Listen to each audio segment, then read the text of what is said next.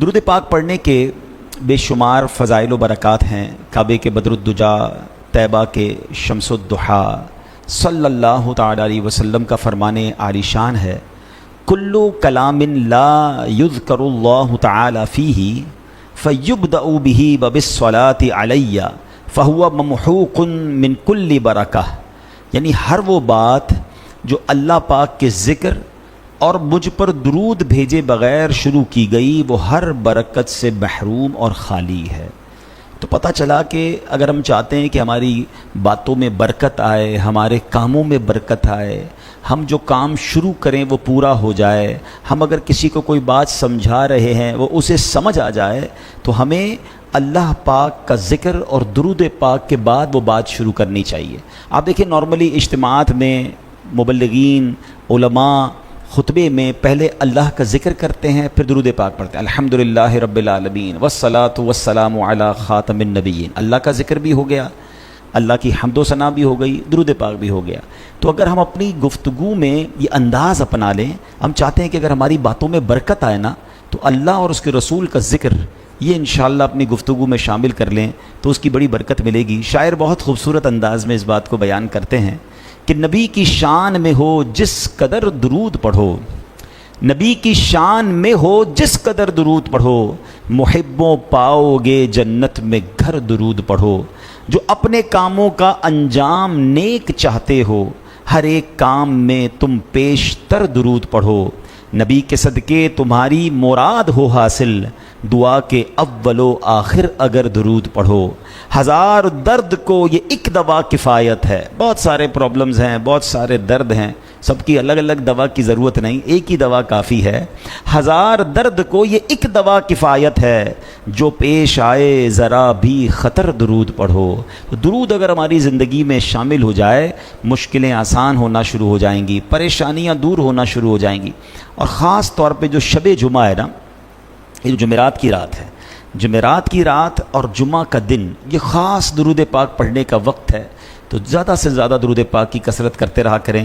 آئیے مل کر محبت کے ساتھ بآواز بلند درود پاک پڑھ لیں۔ صلو علی الحبیب صلی اللہ تعالی علی محمد صلی اللہ علیہ وسلم۔ جیسا میں نے کہا کہ آج شب جمعہ ہے، ہر شب جمعہ دعوت اسلامی کا ویکلی اجتماع، ہفتہ وار اجتماع دنیا بھر کے ہزاروں مقامات پر ہوتا ہے، اور اسی سلسلے میں آج کراچی کے علاقے ڈیفنس کی جامع مسجد فیضان اسلام میں ہفتہ وار اجتماع کا سلسلہ ہے۔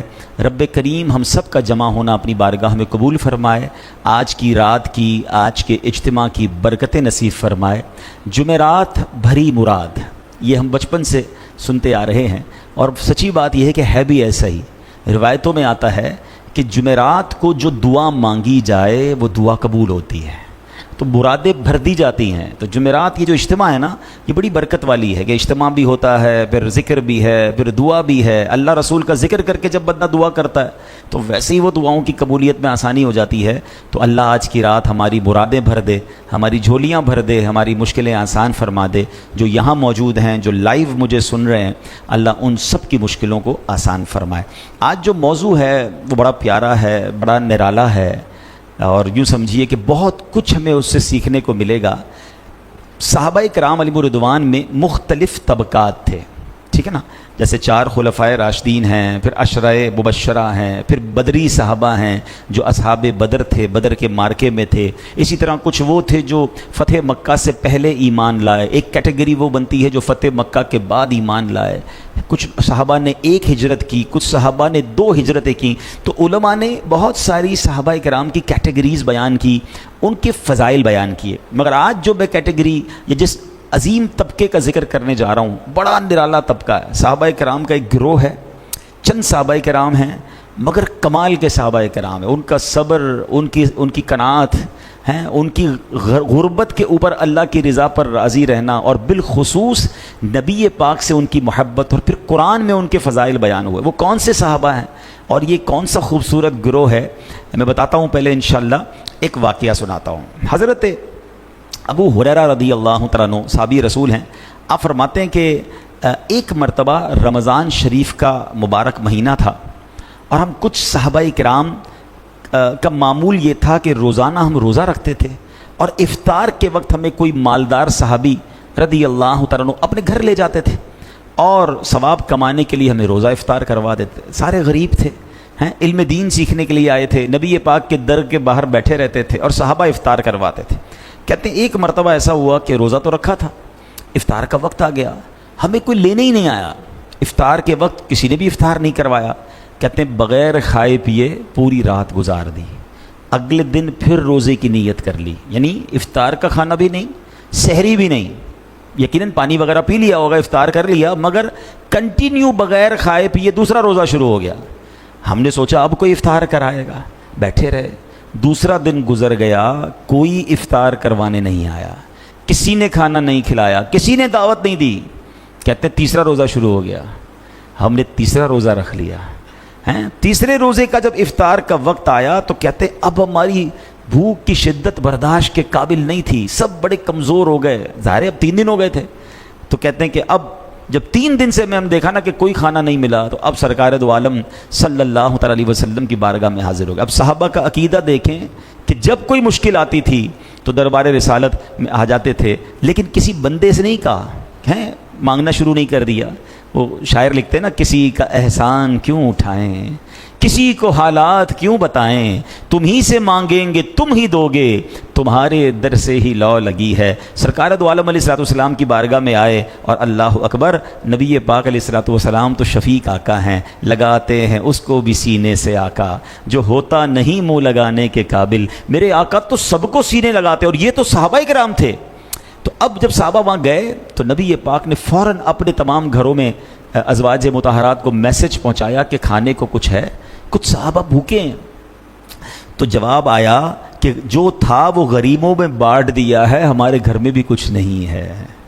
اب ذرا غور کیجئے, صحابہ 3 دن سے بھوکے ہیں اور خود نبی پاک علیہ الصلوۃ والسلام کے گھر میں بھی کھانا نہیں ہے, غریبوں میں بانٹ دیا ہے.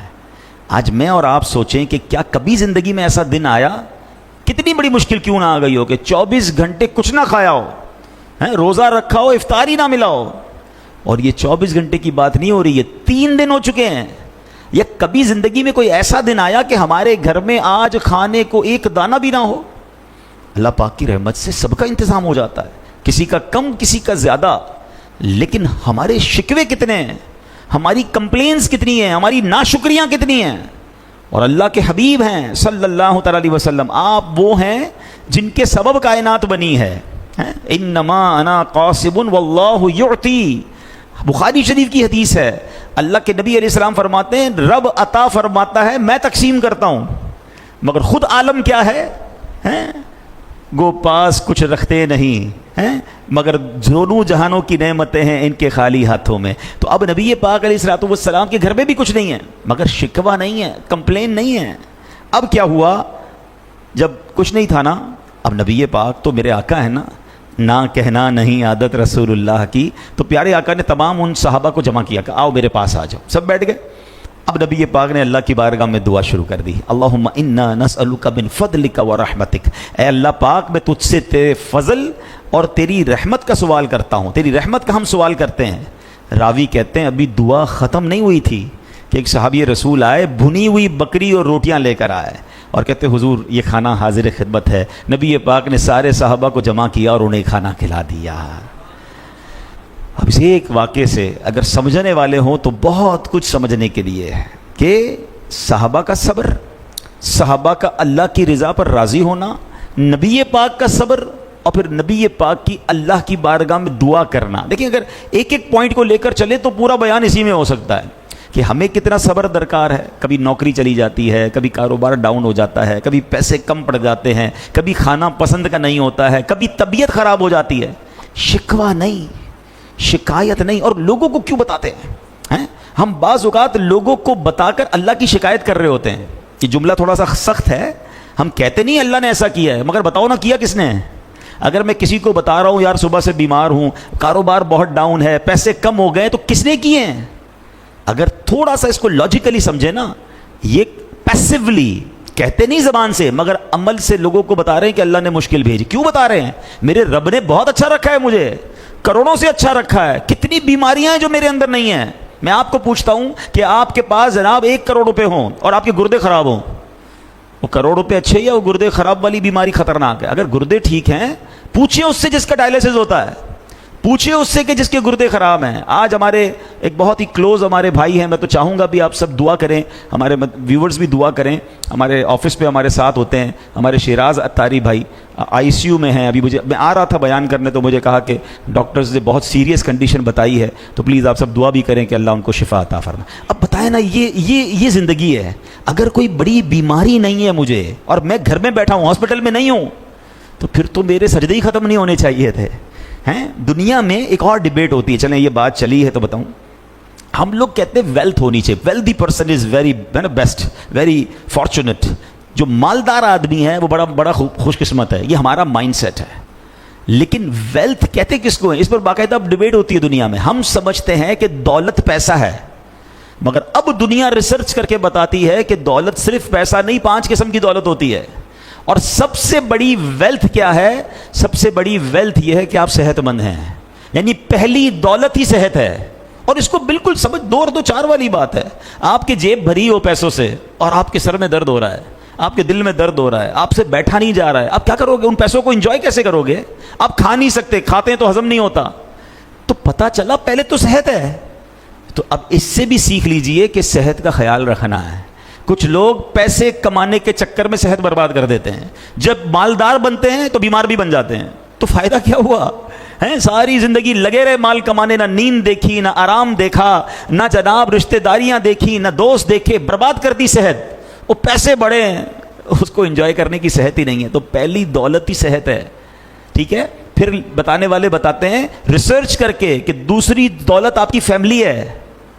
آپ دیکھیں نا، کبھی آپ تھکے ہوئے گھر جائیں، چھوٹا بچہ آ کے گود میں بیٹھ جائے، تھکن ختم ہو جاتی ہے. یہ کسی بھی ورزش سے ختم نہیں ہو سکتی، دنیا کے کسی کھانے سے ختم نہیں ہوتی. جب اگر آپ کے بچے بڑے ہو گئے تو پوتے پوتیاں جب وہ سینے لگتی ہیں، بندہ فریش ہو جاتا ہے 10 منٹ کے اندر. فیملی کا پیار یہ بڑی دولت ہے، اور لوگ اس پر توجہ ہی نہیں دے رہے. یار میں بہت بیزی ہوتا ہوں، بہت نوکری کرتا ہوں، ڈبل نوکری کرتا ہوں، کاروبار کرتا ہوں، ٹائم ہی نہیں ہے فیملی کے لیے. فیملی دور ہو گئی، لڑائی جھگڑے ہو گئے میاں بیوی میں، بچے نافرمان ہو گئے، اور آپ دنیا کے مالدار آدمی بن گئے. کیا کرو گے اس پیسے کا؟ کس پہ خرچ کرو گے؟ میں نے کئی ایسے مالداروں کو جانتا ہوں جو گھر جاتے ہیں تو جھگڑا منتظر ہوتا ہے، ڈرتے ہیں گھر جانے کے لیے، اور گھر جا کے ٹینشن میں آ جاتے ہیں. کس کام کا وہ پیسہ؟ تو دولت صرف مال نہیں ہے. ویلتھ کی 4-5 قسمیں بیان ہوئی. اچھے دوست دولت ہیں. میرے دکھ درد میں میرے ساتھ کھڑے رہنے والے دوست، یہ بہت بڑی ویلتھ ہے. سہارا مل جاتا ہے. میرے پاس دنیا بھر کی دولت ہے، ایک دوست نہیں ہے، کوئی مصیبت میں ساتھ دینے والا ہی نہیں ہے، بلکہ لوگ انتظار کر رہے ہیں کہ یار یہ برباد ہو جائے، کیونکہ میں نے اتنا تنگ کیا لوگوں کو، اتنا لوگوں کو ٹینشن دی کہ آج میرے ساتھ کوئی نہیں ہے، میں تنہا ہوں. کلاش ہے وہ شخص جس کے پاس کوئی برے وقت میں کھڑے رہنے والا دوست نہیں ہے. یہ دولت نہیں ہے. پیسوں کی باری تو بہت بعد میں آتی ہے، اور ہم ایک ہی ٹارگٹ لے کے چلتے ہیں کہ بس مال مل جائے. نہیں، بہت ساری اللہ نے دولت دی ہے. اگر آپ صحت مند ہیں، آپ کی فیملی آپ سے پیار کرتی ہے، آپ اپنے بچوں کے ساتھ خوش ہیں، you are very much wealthy, آپ بڑے مالدار ہو. اور پھر سب سے بڑھ کر مسلمان کے پاس تو دولت بھی ایمان کی ہے نا. میں بڑا امیر و کبیر ہوں، در شہدو جہاں کا اسیر ہوں. ارے اس سے بڑی ہمارے پاس مال اور دولت کیا ہوگی کہ اللہ پر ایمان لاتے ہیں، رسول پاک کا دامن ہاتھ میں ہے. خیر ہی خیر ہے انشاءاللہ. اب میں بتاتا ہوں اس واقعے میں، جو صحابہ کرام تھے نا، جو 3 دن بھوکے رہے مگر شکوہ نہیں تھا، صبر تھا، وہ صحابہ تھے اصحاب صفہ. ہاں، یہ صحابہ کرام کی ایک بڑی یونیک کیٹیگری ہے. ان کے گھر نہیں تھے، ٹھیک ہے، یہ نبی پاک کے گھر کے باہر بیٹھے رہتے تھے سارا دن. ان کے پاس بعض اوقات پہننے کے کپڑے پورے نہیں ہوتے تھے، ایک چادر ہوتی تھی بس، اسی سے وہ ستر کو ڈھانپتے تھے. مگر سرکار کے در پر پڑے ہی رہنے سے کام ہوگا. علم دین سیکھتے تھے، اور نبی پاک بھی ان سے بڑا پیار فرماتے تھے. اللہ مجھے اور آپ کو بار بار مدینے کی حاضری نصیب فرمائے کہ جب مدینے جاتے ہیں نا، تو آج بھی نبی پاک کے روضے کے قریب ایک چبوترا بنا ہوا ہے، اصحاب صفہ کا چبوترا. یہ اسی جگہ بیٹھتے تھے. اب ذرا جو مدینہ شریف گئے، میری بات جلدی سمجھ آئے گی کتنا قریب ہے. وہ روضہ رسول جو آج ہے، وہی نبی پاک علیہ السلام کا گھر مبارک تھا. بی بی عائشہ صدیقہ رضی اللہ تعالیٰ عنہ کا حجرہ تھا. اتنا قریب یہ بیٹھے رہتے تھے. میرے آقا باہر تشریف لاتے، ان کو کھانا کبھی دیتے، ان کو علم دین عطا فرماتے، اور یہ بیٹھے رہتے تھے. تو یہ وہ صحابہ ہیں جو بڑے کمال کے صحابہ ہیں. اب ذرا ان کے بارے میں تھوڑی سی تفصیل سنتے ہیں. حضرت ابو ہریرہ کہتے ہیں اہل الصفۃ اضیاف الاسلام، یعنی اصحاب صفہ اسلام کے مہمان ہیں۔ وہ صحابہ کرام جن کا اپنا کوئی گھر نہیں ہوتا تھا، دور دراز علاقوں سے علم دین سیکھنے کے لیے مدینہ منورہ حاضر ہوتے، ان کے پاس کوئی رہائش نہیں ہوتی، وہ مقام صفہ پر آ کر قیام کرتے تھے، دنیاوی لذتوں سے دور، نفسانی خواہشات سے پاک رہ کر رات دن یہیں رہتے، عبادت کرتے، علم دین سیکھتے اور سکھاتے اور دین کی خدمت میں مصروف رہا کرتے تھے۔ ان کی سبحان اللہ، ان کی قسمت تو دیکھیے کہ ساری دنیا چھوڑ کر کس کے در پر ڈیرے جمائے ہیں؟ سخیوں کے سخی کے در پر ڈیرے جمائے ہیں، در اقدس پہ تمہارے کو پڑے رہتے ہیں، بڑھ کے جنت سے مدینے کی فضا جانتے ہیں، اپنی ہستی سے جو تیرے در پہ مٹنا جانتے ہیں، کچھ وہی لطف فنا اور بقا جانتے ہیں۔ اصحاب صفہ کی قسمت تو ایسی تھی۔ قرآن مجید فرقان حمید میں کیا ارشاد ہوتا ہے؟ اللہ ارشاد فرماتا ہے بسم اللہ الرحمن الرحیم لا تطرد الذین یدعون ربهم بالغداۃ والعشی یریدون وجہہ۔ اللہ فرماتا ہے اور ان لوگوں کو دور نہ کرو جو صبح و شام اپنے رب کو اس کی رضا چاہتے ہوئے پکارتے ہیں۔ حضرت سیدنا شیخ علی حجویری داتا صاحب فرماتے ہیں یہ آیت مبارکہ اصحاب صفہ کے حق میں نازل ہوئی ہے۔ اب ذرا اس آیت کا پس منظر شان نزول سمجھیے۔ ہوا یہ تھا کہ ایک مرتبہ غیر مسلموں نے دیکھا کہ نبی پاک علیہ السلام کے پاس تو بڑے غیر مالدار غریب سے صحابہ بیٹھے ہیں۔ اب ظاہر ہے جو غریب ہوتا ہے اس کے کپڑے بھی بڑے نارمل سے ہوتے ہیں، اور اصحاب صفہ کے پاس تو پراپر ڈریس بھی نہیں ہوتا تھا، اتنے غریب تھے، ایک چادر بعض اوقات پہنتے تھے۔ تو جب مالدار لوگ آئے نا اسلام کے بارے میں جاننے کے لیے، دیکھا کہ سرکار دو عالم علیہ السلام کے پاس تو غریب سے اور غیر مالدار لوگ بیٹھے ہیں، تو انہوں نے کہا کہ ہم غریبوں کے ساتھ نہیں بیٹھیں گے، ہمیں بڑی شرم آتی ہے، آپ ان کو یہاں سے دور کر دیں، اپنے پاس نہ بٹھائیں، ہم کلمہ پڑھ لیتے ہیں، ہم مسلمان ہو جائیں گے، مگر آپ ان کے ساتھ ہمیں نہ بٹھائیں۔ اللہ اکبر، غریبوں کے آقا، بے کسوں کے داتا صلی اللہ تعالی علیہ وسلم نے اس مطالبے سے صاف انکار فرما دیا۔ اس پر یہ آیت کریمہ نازل ہوئی کہ اے محبوب کریم، وہ خوش نصیب نیک دل مسلمان جو صبح و شام اللہ کو پکارتے، عبادت کرتے ہیں، صرف اور صرف اللہ پاک کی رضا کے طلبگار رہتے ہیں، انہیں اپنے سے دور مت فرمائیے۔ سبحان اللہ، جو تیرا ہو گیا خدا کا ہوا، جو خدا کا ہوا ہوا تیرا، حوصلے کیوں گھٹیں غریبوں کے، ہے ارادہ بڑھا ہوا تیرا۔ سبحان اللہ۔ اب ذرا غور کیجئے، یہ ہے میرا اور آپ کا اسلام، کہ اسلام کی ابتدا میں بھی غریبوں نے پہلے اسلام قبول کیا۔ نبی پاک کے ساتھ صحابہ بڑی غربت میں رہتے تھے، مگر کیا خوبصورت تعلیم قرآن پاک کی ہے کہ اے محبوب، یہ تو اللہ کا ذکر کرنے والے ہیں، ان کو اپنے آپ سے دور نہ کیجئے۔ اور غیر مسلموں کا مطالبہ کیا تھا؟ غریبوں کے ساتھ بیٹھنے میں شرم آتی ہے۔ مگر سچ بتائیں، کیا آج کے مسلمانوں کا بھی یہ انداز نہیں ہو گیا؟ تھوڑے سے پیسے آ جائیں، تھوڑا سا مقام مل جائے، اب ہم کہتے ہیں یار میں غریبوں کے ساتھ بیٹھوں گا، ان کے ساتھ بیٹھ کے کھانا کھاؤں گا، میں ان کے ساتھ، یعنی اب ایسا بھی بعض اوقات ہو جاتا ہے کہ معاذ اللہ دینی اجتماعات میں بھی اگر غریب لوگ زیادہ جمع ہیں تو مالداروں کو بیٹھنے میں تکلیف ہوتی ہے۔ مجھے بتاؤ نا، پھر تکبر کس شے کا نام ہے؟ What is the meaning of proud? تکبر کا معنی ہی تو یہی ہے کہ بندہ کسی کو اپنے آپ سے ذلیل سمجھے، حق کمتر سمجھے، اپنے آپ کو سپیریئر سمجھنا۔ کبھی بھی دماغ میں یہ بات مت لائیے گا، یہ غیر مسلموں کا طریقہ تھا، بلکہ سچی بات ہے یہ تو شیطان کا طریقہ ہے نا۔ حضرت آدم علیہ السلام کو جب شیطان نے سجدہ نہیں کیا تھا تو کیا کیا تھا؟ اس نے ایک ہی تو جملہ کہا تھا، انا خیر من، اے اللہ میں اس سے بہتر ہوں، خلقتنی من نار و خلقتہ من طین، اے اللہ تو نے مجھے آگ سے بنایا، آدم کو مٹی سے بنایا، میں بہتر ہوں۔ اور آج یہی تو کر رہے ہیں لوگ، میں بہتر ہوں، میں بنگلے والا ہوں، میں گاڑی والا ہوں، میں مالدار ہوں، میں جناب اتنا مشہور ہوں، میری اتنی عزت ہے، میں اس کے ساتھ کیسے بیٹھ جاؤں؟ تکبر اتنا برا گناہ ہے، یاد رکھیے، بہت سارے جرم ہیں، بہت سارے گناہ ہیں، مگر اللہ کو تکبر کتنا سخت ناپسند ہے۔ ذرا سوچئے کہ شیطان نے زندگی میں ایک ہی بار تکبر کیا تھا، once in a lifetime, ساری عبادت برباد۔ شیطان کی عبادت کتنی تھی؟ شیطان پہلے سے تھوڑی مردود تھا، 40,000 سال اللہ کی عبادت کی ہے، جنت کا خزانچی تھا، مگر اللہ نے اپنے در سے اس کو مردود قرار دے دیا۔ اب جو روز یہ کرتا ہے، اس نے تو ایک بار کیا نا، جو روز یہ کر رہا ہے، اچھا کہتا نہیں، ہم کہتے نہیں کہ میں غریبوں کے ساتھ نہیں بیٹھ رہا، مگر کوئی بیٹھ جائے تو برا لگتا ہے۔ اپنی سواری میں کبھی بٹھایا ہم نے برابر میں، کبھی کھانے میں کسی غریب کے ساتھ بیٹھ کر کھانا کھایا کریں۔ یعنی اگر میں آپ کو ایک طریقہ بتاتا ہوں، کہتے ہیں نا کہ اندر اگر انفیکشن ہے، بیماری کا معلوم کرنا ہو تو پھر ٹیسٹ کرانا پڑتا ہے نا کہ ہے بھی کہ نہیں۔ میں آپ کو ٹیسٹ، سمپل ٹیسٹ بتا دیتا ہوں کہ جب بھی کسی غریب کے ساتھ بیٹھنے میں تکلیف ہو نا، سمجھ لو اندر انفیکشن ہے. تکلیف کیوں ہو رہی ہے؟ کسی غریب سے ہاتھ ملانے میں اگر تکلیف ہو رہی ہے، کسی کو سلام لینے میں تکلیف ہو رہی ہے، تو it means some thing wrong in my heart, گڑبڑ ہو گئی ہے. ارے بھائی اچھا، پھر علماء نے اس کا طریقہ بھی یہی بتایا کہ اگر کسی کو تکبر کا علاج کرنا ہے نا، عاجزی اختیار کرنی ہے، تو اس کو چاہیے غریبوں کے ساتھ بیٹھ کے کھانا کھائے، ان کو سلام میں پہل کرے، ان سے ہاتھ ملائے، ان سے معانقہ کرے. یہ تو میرے آقا کا طریقہ ہے، اور کیا قرآن کی تعلیم ہے. اور غیر مسلموں نے کیا کہا تھا کہ ہمیں غریبوں کو دور کر دیں، ہم ایمان لے آئیں گے. پلیز کبھی بھی نہ اپنے اندر آنے دیں نہ اپنے بچوں کے اندر آنے دیں. نیو جنریشن میں یہ زیادہ پرابلم ہو رہی ہے. ملازمین کے ساتھ برتاؤ الگ ہو گیا ہے، بلکہ اب تو یہ حال ہو گیا ہے، کہتے ہوئے مزہ تو نہیں آ رہا، کہ اگر کوئی بندہ امیر ہو جائے نا یا مشہور ہو جائے تو اب وہ اپنے غریب رشتہ داروں کو ڈس اون کرنا شروع کر دیتا ہے کہ یار میں کیسے بتاؤں کہ میرے چچا کا بیٹا رکشہ چلاتا ہے. پہلے وہ خود بھی غریب علاقے میں رہتا تھا، اب پیسے والا ہو گیا، ڈیفینس میں آ گیا، کسی امیر علاقے میں آ گیا. اب وہ چاہتا ہے کہ وہ یار وہ والا رشتہ دار میرے قریب نہ آئے، لوگوں کو کیسے بتاؤں گا کہ یہ میرا کزن ہے یا میرا فلاں رشتہ دار ہے. کیا حرج ہے اس میں؟ اس میں کیوں دل پر بوجھ آ رہا ہے؟ بھائی میں بھی وہی تھا. اگر آج اللہ نے مجھے اس مقام پر پہنچایا تو کیا میں غریبوں سے ملنا چھوڑ کر دوں گا؟ اپنے رشتہ داروں کو ڈس اون، پرانے دوستوں سے نہیں ملتے. آئے کسی غریب علاقے سے تھے، ان غریب علاقے والے دوستوں کو چھوڑ دیا کہ نہیں یار اب میری تو سوسائٹی الگ ہو گئی، میرا اٹھنا بیٹھنا الگ ہو گیا، یہ میرے ساتھ کہاں چلیں گے. کبھی سوچا ان کے دل پر کتنا افسوس ہوتا ہوگا؟ میں مشورہ دیتا ہوں آپ کو، غربت کے ساتھی، اور خاص طور پر جب آپ کو کوئی نہیں جانتا تھا اس وقت کے دوستوں کو کبھی نہ بھولیے گا. آج آپ مشہور ہو گئے ہیں، دنیا آپ کے آگے پیچھے ہے، یہ تو شہرت کی وجہ سے آئے ہیں. اس کو کیوں بھول گئے جب تمہیں کوئی نہیں جانتا تھا وہ تمہارے ساتھ کھڑا تھا؟ ارے اس کی عزت زیادہ کرو.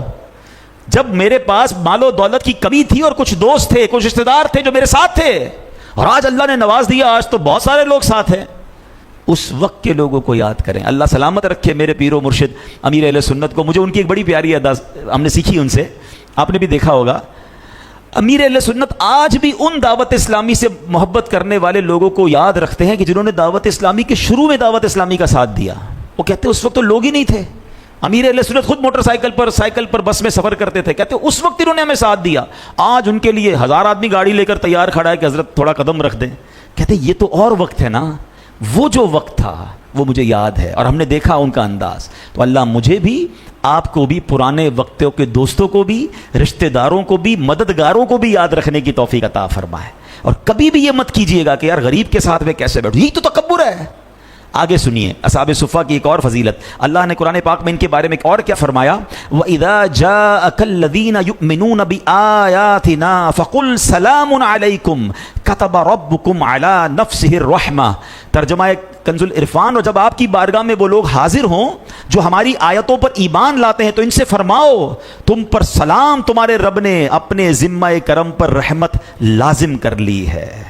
آئے ہائے، قرآن سلام بھی دے رہا ہے اور ان پر رحمت کے بارے میں کیا فرما رہا ہے کہ رب نے اپنی رحمت تمہارے لیے اپنے ذمہ کرم پر لے لی ہے. یعنی کیا فرمایا کہ اے محبوب، یہ پاک لوگ جو ہماری آیات پر ایمان لائے، جب یہ آپ کی خدمت میں آیا کریں نا، ان کی عزت افزائی کریں، ان کے ساتھ سلام میں پہل کریں اور انہیں یہ خوشخبری سنا دیجئے کہ اللہ پاک نے فضل کرتے ہوئے اپنے ذمہ کرم پر رحمت لازم کر لی ہے. حضرت خباب رضی اللہ تعالیٰ فرماتے ہیں پہلے بھی نبی پاک بہت کرم فرماتے تھے، پہلے بھی بڑی صحبت سے نوازتے تھے، مگر جب یہ آیت نازل ہو گئی تو نبی پاک اصحاب صفہ کو اتنا قریب بٹھاتے تھے کہ ہمارے گھٹنے نبی پاک کے گھٹنوں سے ٹچ ہوتے تھے. یعنی پیارے آقا کا قرآن پر عمل دیکھیں. جب اللہ نے فرما دیا ہے محبوب یہ عبادت کرنے والے ہیں، یہ اللہ کو یاد کرنے والے ہیں، ان کو دور مت کریں، ان کو سلام دیں، ان پر اللہ کی رحمتیں ہیں.